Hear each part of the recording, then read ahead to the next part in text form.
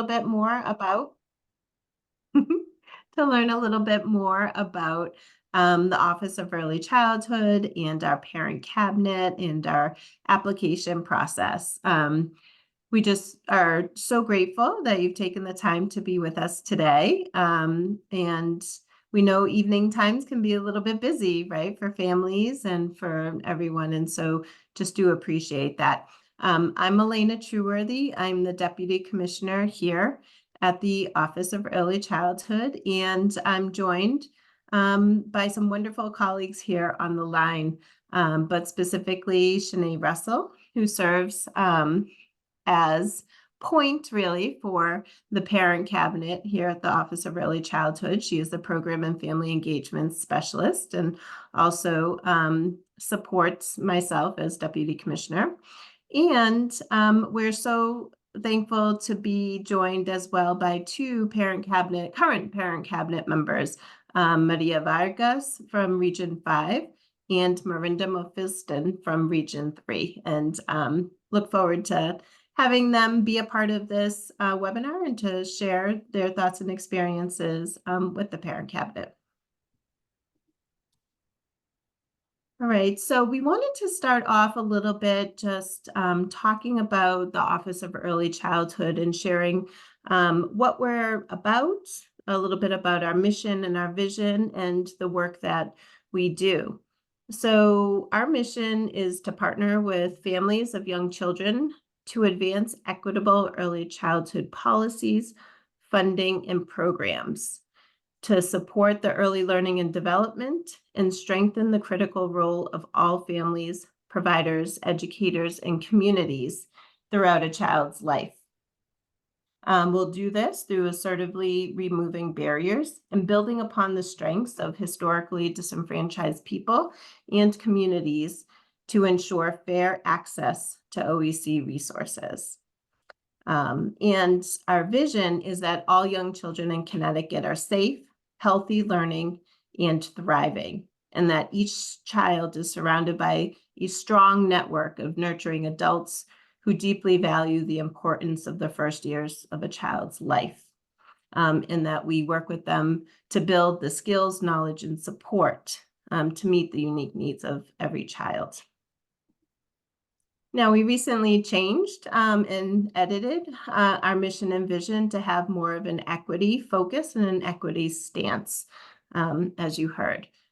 But our work, what do we do day to day? So we're the state agency that oversees a network of programs and services that help young children and families thrive. So the majority of our work focuses on the ages of birth through 5, although some of our programming does go up through age 12 and 13. But primarily the focus of our work, or the major divisions and areas of our work, is around early care and education, funding programs to offer childcare, infant and toddler care, and preschool care across our state. We support and run Care for Kids, which is the child care subsidy program, allowing more families to access affordable care, home visiting, Birth to 3, which is the early intervention services for children displaying delays and disabilities. Of course, our parent cabinet that we'll talk a little bit more about, licensing around regulations when it comes to childcare and youth camps and summer camps. We conduct background checks, quality improvement initiatives, and feel like so much more across our agency. And so we're a wonderful, I think, family that really is committed and dedicated to the work of children and families across our state. Next slide.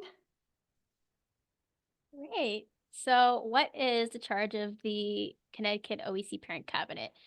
So what it is a diverse parent-led 15-member advisory group to the Office of Early Childhood.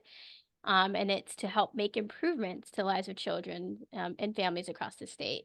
And one of the things is all 15 members will serve a 2.5-year term, and that will be staggered. By working with OEC, the Parent Cabinet helps provide family perspective and guidance on numerous areas. Some of these include around improving legislation and policies related to young children and their families, how to increase authentic partnership with families, and then really understanding the needs of families from all backgrounds and throughout the different parts of the state, and connecting to that local level, and then just elevating those voices from those families so that they're heard at the state level. And then just a little demonstration of kind of some of the activities and the payments. So this is a little chart of just kind of an idea of some of the duties that the parent cabinet members have been doing. So like every month we have a full parent cabinet meeting. We meet for 2 hours. Quarterly we meet with the Children's Collective, which brings together the parent ambassadors that are under the local early childhood collaborative. And this is really to help the feedback loop, which we'll get to from the local level to the state level, and what are the big needs that they're hearing, and what are those common themes. And then there are subcommittees that we have that meet monthly, occasionally for an hour, and then community outreach that the parent cabinet members do around an hour, but many of them do way more than that. But this is just kind of a base level. And then there's always a flexible bank of hours where you can do additional community outreach. If you have additional like subcommittee time, or some of them are on advisories, which Miranda and Maria actually will talk about each of their roles. And then when we do check-ins as well. And then really importantly, all of the parents do receive a stipend, and they submit activities every month for their time. And then roughly around yearly, it's 68 hours that they're doing. And that's 4 to 6 hours monthly, as you see broken down here. And most of the work is virtual. Like as far as our meetings that we do, the quarterly meetings, subcommittees, all of those are virtual. Community outreach is the only thing that is usually either sometimes in person, or it can be virtual depending on what it is. So this breakdown there. Next slide. And then very important, so the parent cabinet was added into legislative statute in 2023, so this past last year's legislative session, and it is in the PA 23-160, section 40, which requires OEC to establish a parent cabinet to advise the agency. And then also there were state funds that were added into the OEC budget to support the sustainability of the work. Next slide. And then this is around, so we do have a parent cabinet page on our website. As you see here, when you go to the connecticutoec.org/partnerships/parent cabinet, and you will find on the main page at the bottom an interactive map, as you see on the right.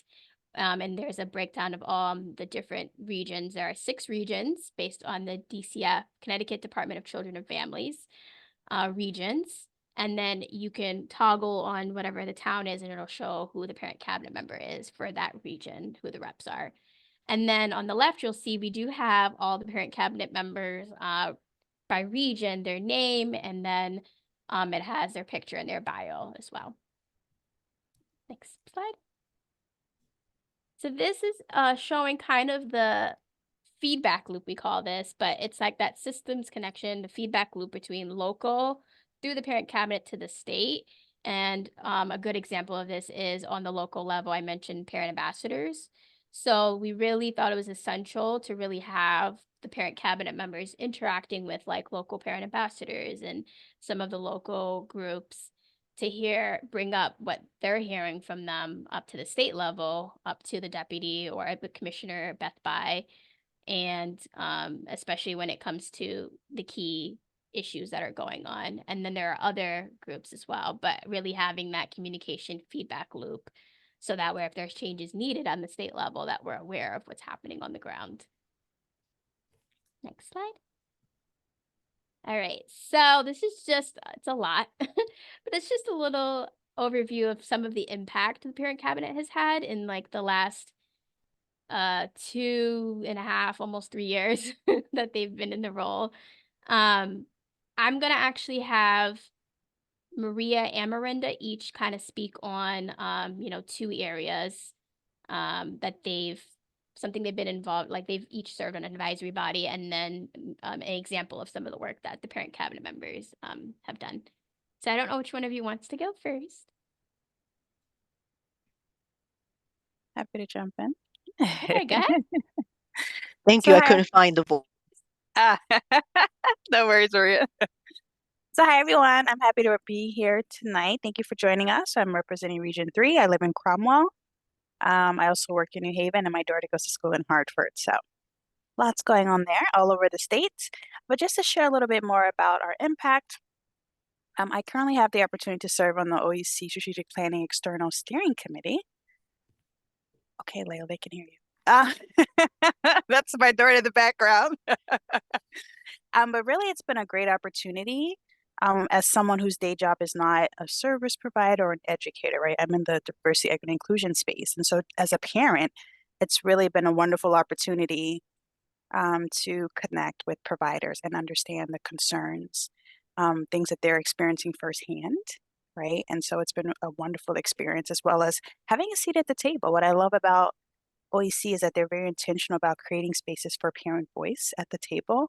And that particular committee is one way that we are able to create that opportunity. I also want to talk about my involvement with the OEC Parent Survey, co-design and outreach. And so we were involved with the statewide parent survey, and really with our involvement, we're able to increase participation by over 50%. And the reason I like to talk about this example is because when I first started, Shanae talked a little bit about our parent ambassadors. And so within Region 3, the first thing that I heard in our region was this interest in having a parent survey, right? Having a survey, being able to drill down, understand the needs, even within different regions, right? Region 3 is a very large region. It goes from the middle of the state all the way to the northeast corner.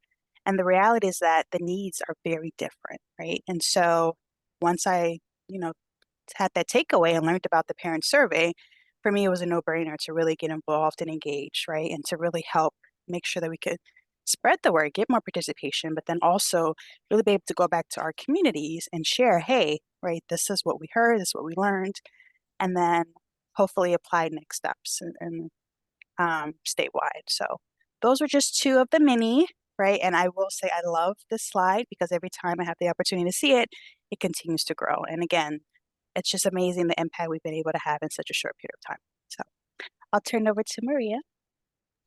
Thank you. My name is Maria Vargas. Thank you for being here. Buenas noches. Thank you so much for taking the time to show interest in what the Parent Cabinet is and how you may become involved.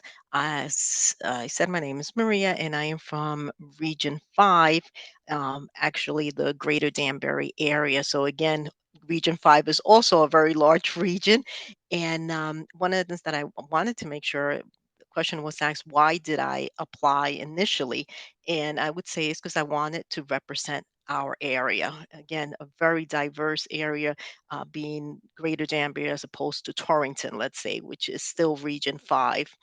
And when I had heard about initially about the parent cabinet taking form, it was, well, there was no representation from this side of Region 5. And that really motivated me to get involved and wanting to have that seat at the table. So that was very important for me initially. And I want to give a shout out to all of the staff at the OEC, but particularly to our uh, deputy and assistant deputy and our commissioner and Shanae, because everyone there is just so supportive and so helpful throughout from beginning to now. I mean, every moment they're always available, always willing to answer even the most insignificant questions as they might, sometimes I'm like, oh my gosh, I could like just a few minutes ago. I can't get up. So, their support is just so helpful and their encouragement is just so welcome all the time.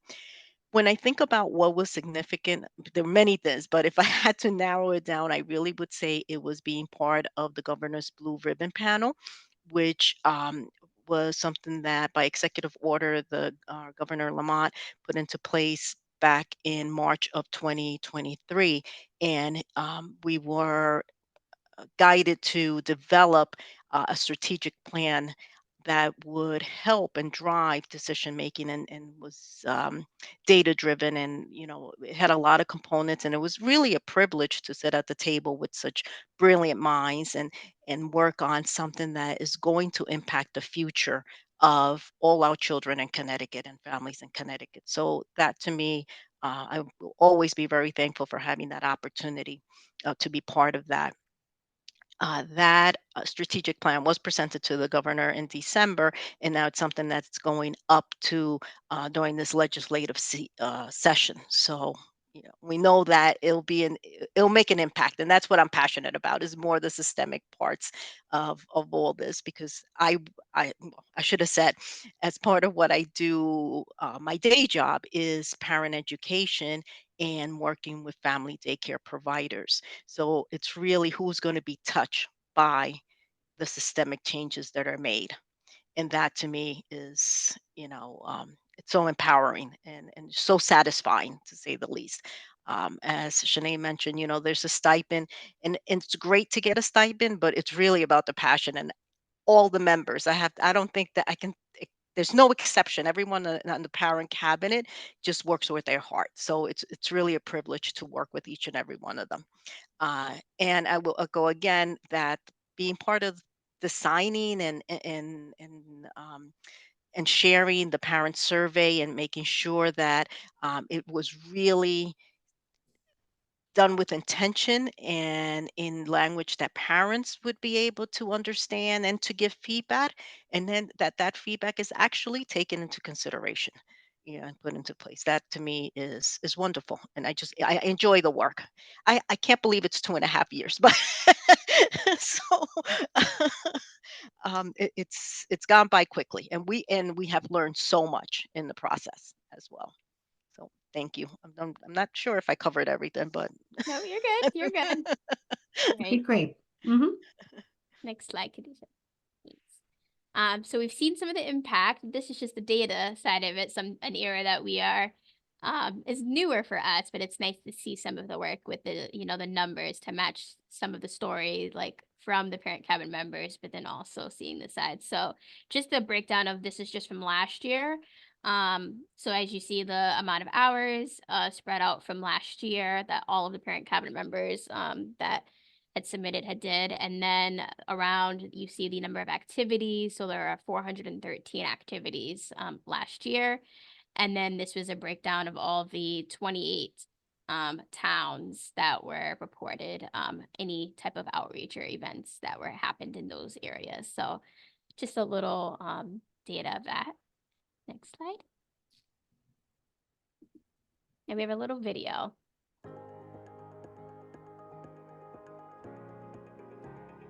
So the Parent Cabinet is a symbol of parents coming together statewide to discuss the concerns of individuals and families in their communities, to bring out a feedback loop to the state.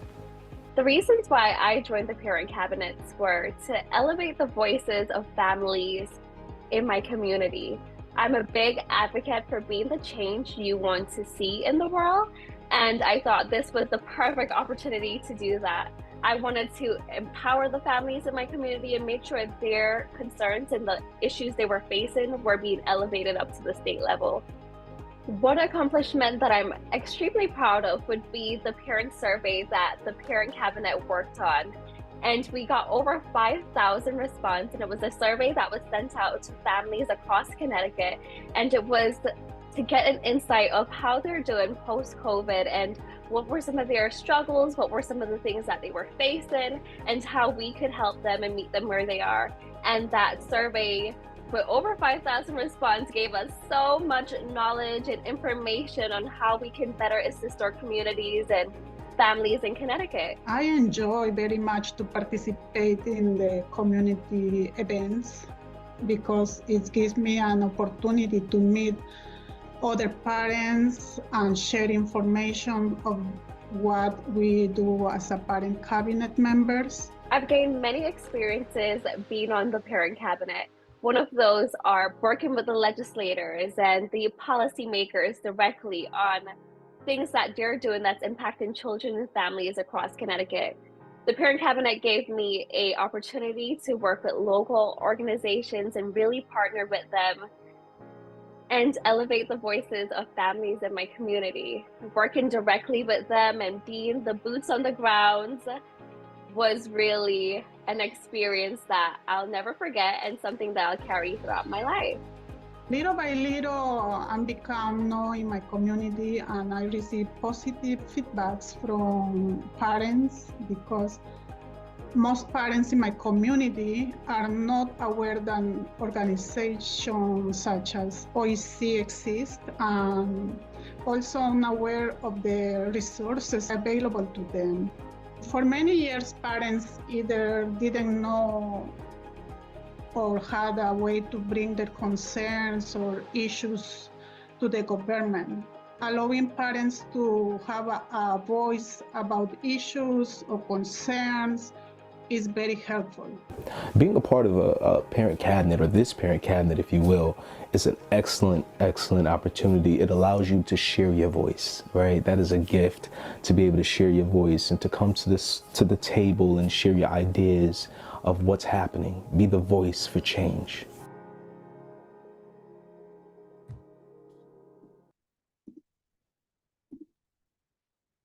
I love watching that video. So some next steps. So right now we're in the recruitment phase still. So applications we did extend a little bit. They will close on March 24th. And if you have questions or anything, we do have our email, oec.parentcabinet@ct.gov. And then the next phase, so once applications close, we'll be doing a selection process with selection committees who will be helping to evaluate all the applications. And then the ones that go through that process will be selected for interviews, which aren't really interviews. They're like informal conversations type of style. And that will happen in like May. And then we hope by the end of May, we'll have new members finalized. And then with onboarding, we do have 2 different timelines. So in the application, we asked like around a start date. So we will have some that will start in June. That will start in July, I mean, in 2024. And then we'll have some that will start in January 2025 to help stagger amongst the current members we have, and then the as we get new members on. So that way there is some existing knowledge we're able to pass on and support, those that are coming on. So that's kind of a overview of that slide.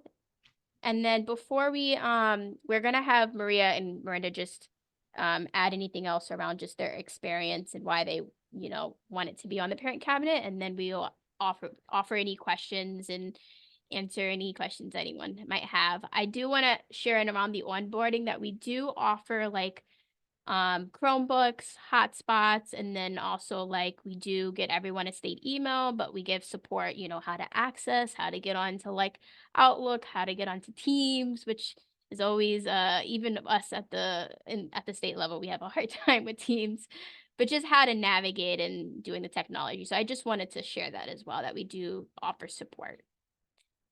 Okay, so I will give it to Miranda or Maria if you want to share anything else before we do a Q&A.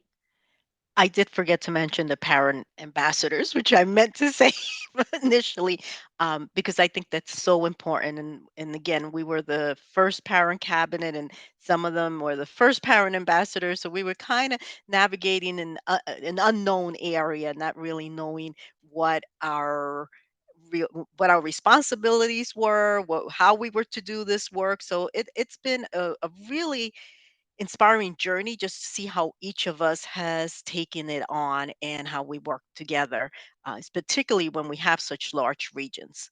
So to me, that I did want to mention that, and you do have that support. Great, Maria. Go ahead, Brenda. So just to chime in, every time I'm getting ready to talk, I love Layla. She can We talk are on parents. This is what it's about. This is what Yep. it's about. So oh my it's goodness. okay. Layla. So I forgot to share my why, so I'll start there. I talked a little bit about like how I'm in 3 different areas. But what I didn't share is during the pandemic, I was navigating 4 different school systems in 4 different towns. And through that experience, I learned that, there's so much out there that you don't know about, right? And so, my daughter went to daycare in New Haven, then Cromwell, and it wasn't until I got her enrolled in Middletown that I even learned about the OEC, right? And different services and support groups for parents. And I just feel like as a parent, regardless of where I live, where I work, where my daughter goes to school, you should be empowered. We should know about the resources that exist. And so for me, that was a hard pill to swallow because, again, I'm not sure if you're familiar with Cromwell and Middletown. They're literally down the street from each other.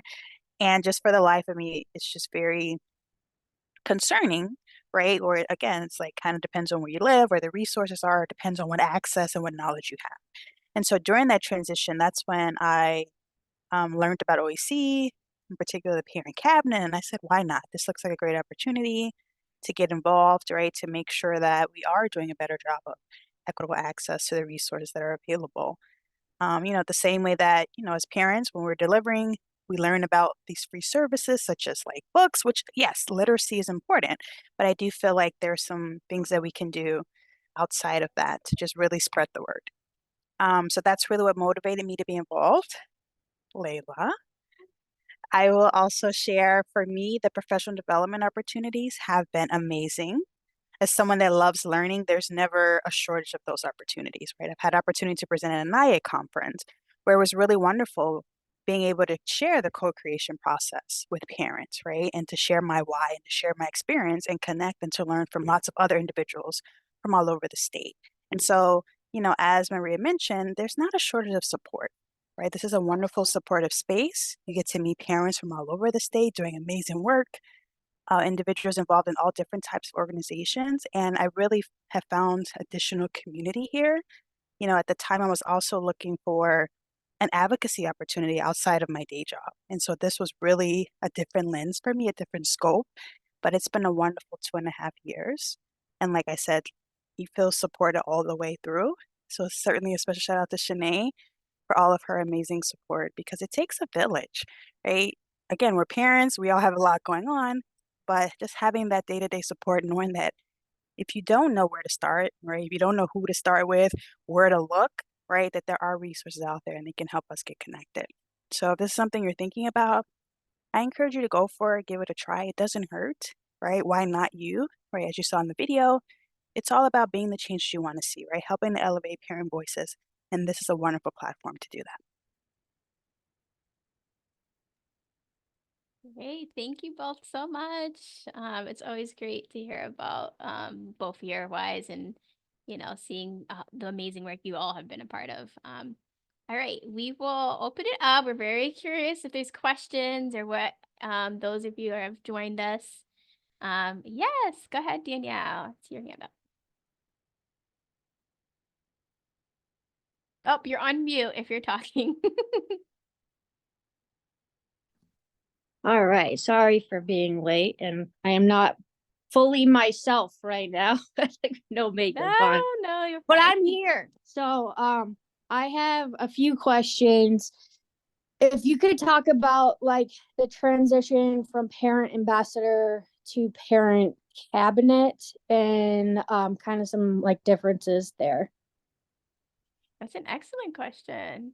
Maria, do you want to answer some of that? I know we've had a couple parent cabinet members that aren't on now, but I know that we've heard from, I think Christina and Josh both were parent ambassadors and they came over as parent cabinet members. I think for them, it was a different level coming up on the state side and learning like more about OEC and obviously how things are on that side. But also I think it was a great opportunity because then they tried to work really they still were connecting with the local, with the parent ambassadors and trying to help encourage the continuation, so having others step up in their leadership role on the local level and having that level. But Maria, if you want to add in, and I see Elena, I you're would off. just say I think it's a natural transition.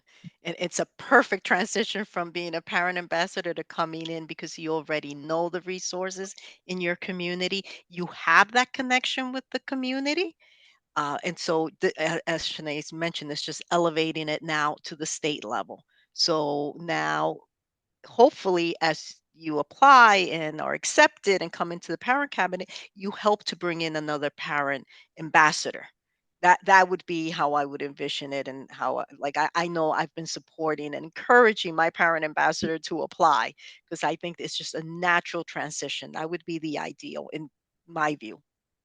Yeah, I so agree with what everybody has already said. I think the parent cabinet, right? You're working at the state level within and advising a state agency, right? So our way of working, right? Our systems, the where we're situated within the state and how that all of those dynamics work is what you learn as a parent cabinet member, and then you're influencing and advising on systems changes that impact thousands of children and families, because the changes we make are statewide and they go statewide. And so I would say that's the major difference.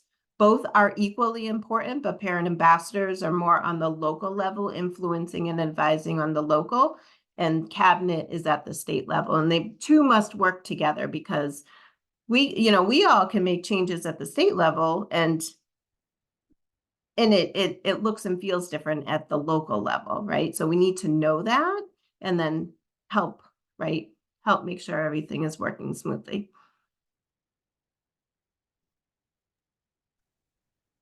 That makes sense. I have a couple more questions too.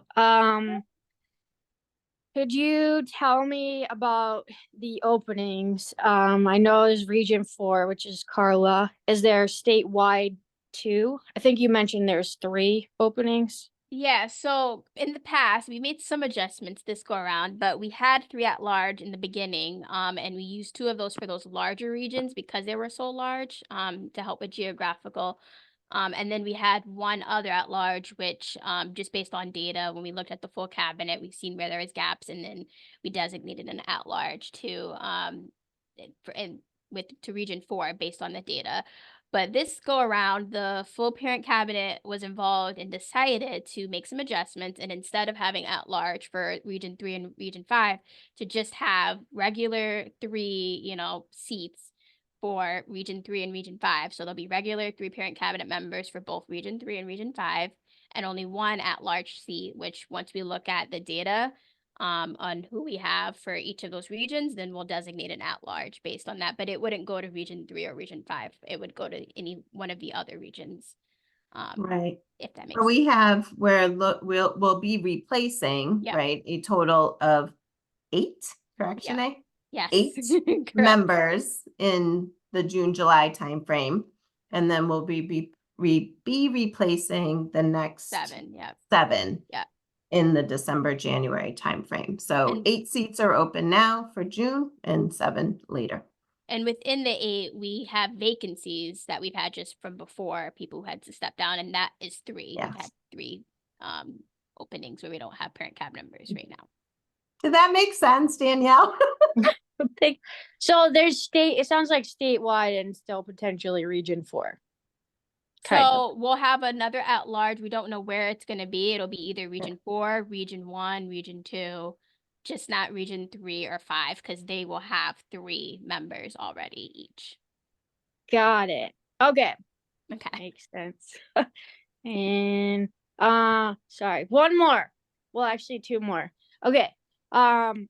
In terms of time commitment, can you go over that again? Like, what can we expect? And I know, like, just with contracts and my personal stuff, it's like sometimes there's nothing, and then all of a sudden there's everything going on at once. So if you could explain the time commitment.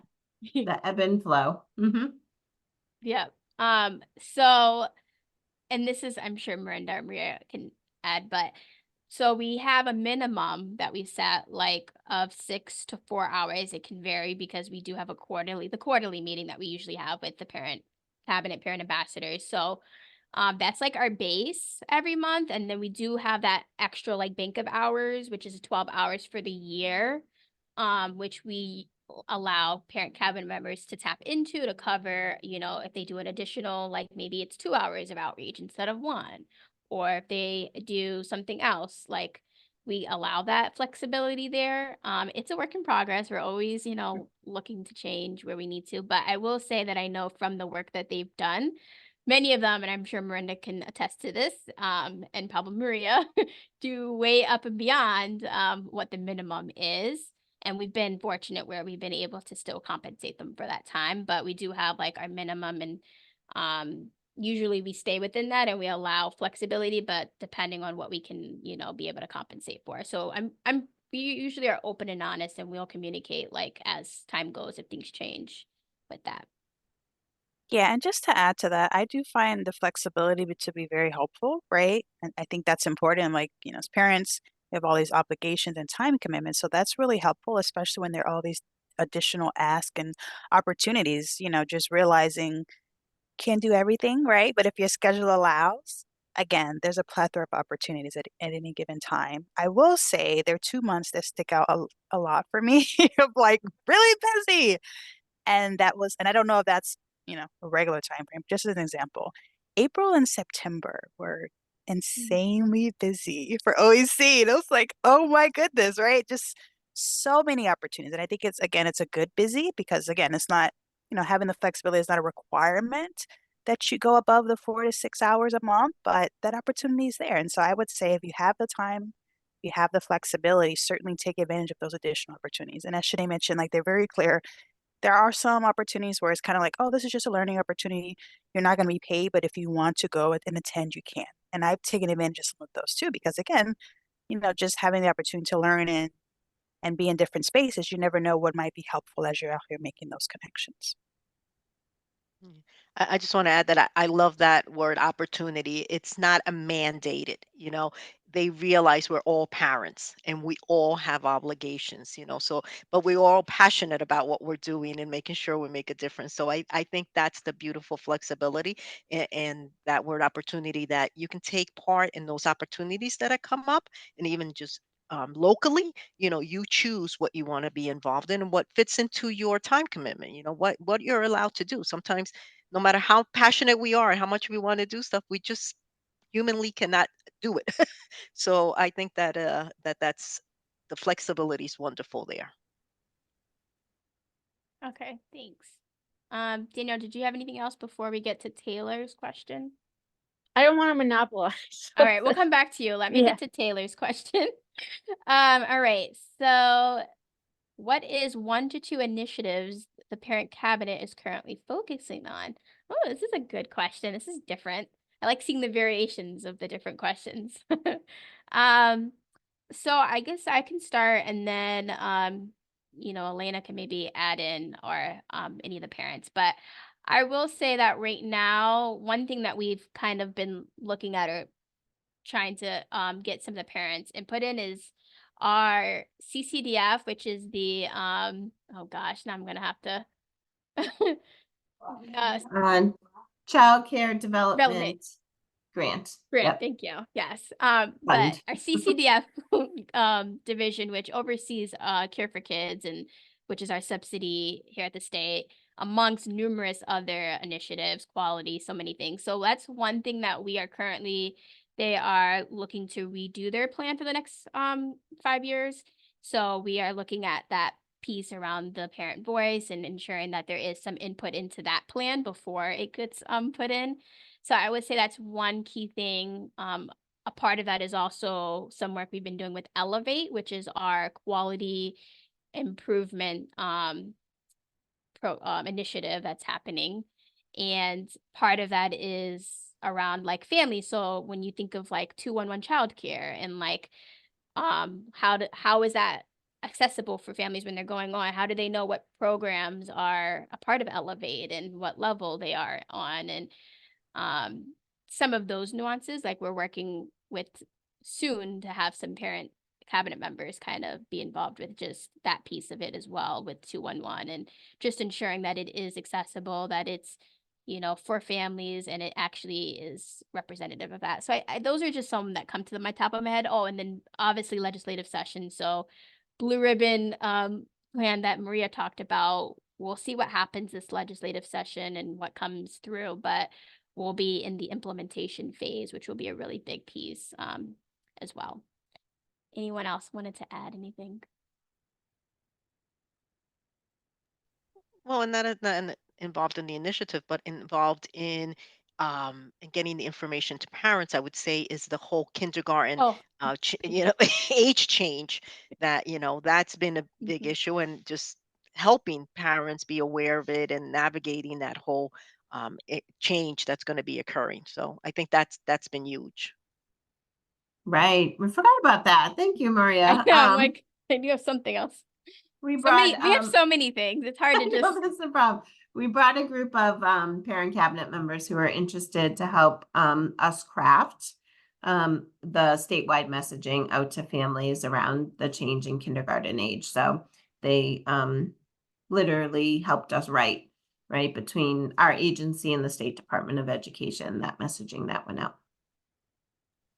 And I just want to add, even like we get involved in so many different aspects, and they really take our voice and do listen and do apply it. As what came to mind just before was Shanae, even just the change in how many reps, parent cabinet members were going to be from each region. That was just something that came out of conversation, and we spoke up and they agreed. So I mean, just even the most simplest. So I just want to put that out there that they do listen, and so you are heard, and changes do come about based on what we our input.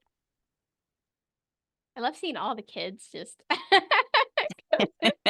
I'm like waiting for mine to come in now. You hang out with us, you see all of our kids and Yeah. know them. All right. Danielle, I know you had said you had another question. And then I don't know if Caitlin or Anne have any questions, but All right, sure. Yes, in terms of like DC, I know I saw some pictures, like some of the parent, I think like Caitlin went and Miranda, yeah. yeah, I know who else?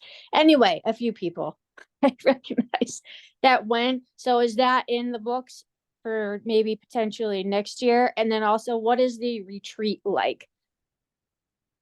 Good questions. So the DC one, that was when the NAYC conference was at DC, and Miranda and Caitlin, they both came with us. We invited them to come, and as well as with some members who helped co-design the initial parent cabinet.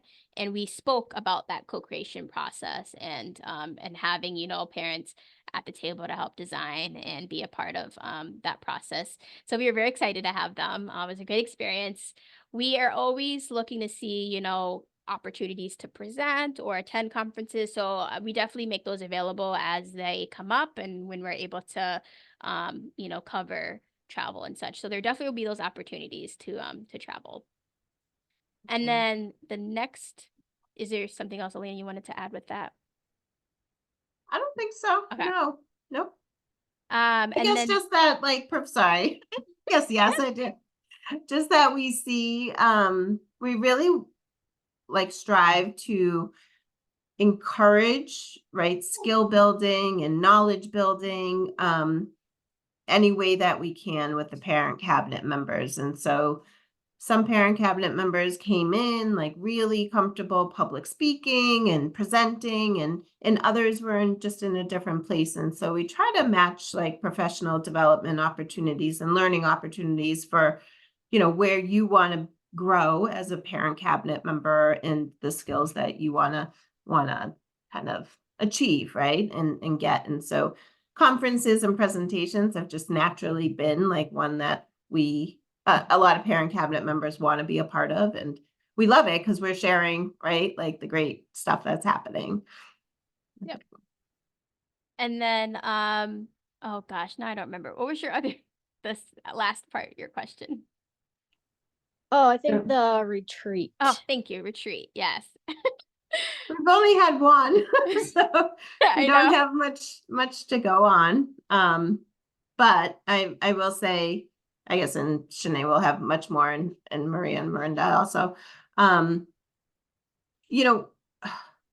It's, you all know, right? You're I'll just underscore the importance of relationship building, right? And so that retreat, we really feel is like trying to do two things, right? One is like start to have that group gel together, right? Get to know each other, understand, each other's self-interest and passion and kind of what drives you, and start to develop those relationships. And then, the other piece to that is like, what does this role look like, right? Like what do you need to do, and what do you need to learn and understand to have, start to move forward in your role. And so there are specific pieces that we'll talk about around ethics, right? Around confidentiality. You come in basically to our state agency, and that gives parent cabinet members a vision, right? An insight into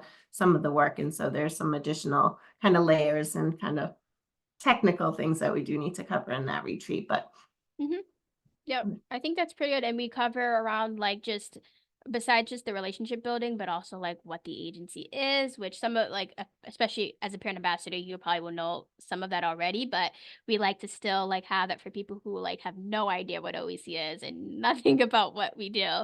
A little bit about that. We talk about just the state government and how where OEC sits within the state government, and as being an executive branch under the governor, like what that looks like. And then we also went over just group norms, and then a little bit on the elevator pitch, which O'Donnell, Khadijah, and Michaela are both a part of, just like how to do an elevator pitch, just to talk about who you are, and when you're speaking to people, and like the work you do, and what the parent cabinet is, like what OEC is, like little things like that. And then just logistic things, of like getting set up with the technology and all that. So that's kind of how we had it. We had it virtual because it just worked out for everyone to do it virtually. And I think we did it on a Saturday. So we did like a few hours, a break, a few hours. So we'll see what it looks like this go around, but that's how we did it.